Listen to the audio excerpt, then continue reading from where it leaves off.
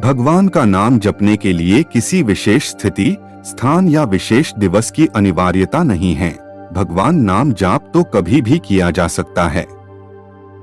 सन्यासी अखंड नाम जाप करते हैं, जिसके अतुलनीय लाभ हैं। परंतु शेष समय में भी नाम सुमिरन करना श्रेष्ठ है। भक्ति स्वयं भगवान ही भक्त को प्राप्त करवाते हैं। भगवान के इच्छा के बिना किसी का नाम जाप करना संभव ही नहीं है। वैसे तो भगवान का नाम किसी भी समय, स्थिति, स्थान पर जाप कर सकते हैं। भगवान का नाम मुंह से जोर जोर से उच्चारण करने की आवश्यकता नहीं ही है, बल्कि भगवान का मन में ही जप करना चाहिए। मन में नाम जाप करने से मन की एकाग्रता में भी उन्नति होती है। भक्त नाम जाप करने के लिए ध्यान की अवस्था में माला के साथ नाम जाप करते हैं। भगवान के विग्रह के सामने बैठते हैं। शांत स्थान पर नाम जाप करने से कोई बाधा भी नहीं आती, जिसे सुमिरन भंग नहीं होता। नाम जाप करते हुए कई भक्त भगवान के स्वरूप का मन में ही स्मरण करते हैं और कई भक्त नाम के धुन में ही स्थित रहते हैं। कलयुग में भगवान नाम सुमिरन से ही भक्त भगवत प्राप्ति और मोक्ष प्राप्त करता है। जैसे अतिथियों को संतुष्ट करने के लिए विशेष भोजन पकाते हैं, जैसे शिशु को सुलाने के लिए माँ लोरी गाती है, वैसे ही भगवान को प्रसन्न करने के लिए नाम जाप एक श्रेष्ठ साधन है।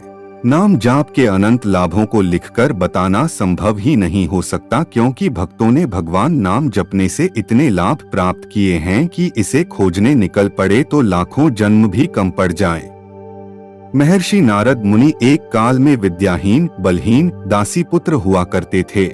सातों के संगति और भगवान नाम जप से उन्हें देवर्षि पद प्राप्त हुआ। भगवान का परम भक्त प्रहलाद निरंतर हरि नाम सुमिरन करता था। प्रहलाद ने बाल्यावस्था में ही भगवत प्राप्ति कर ली।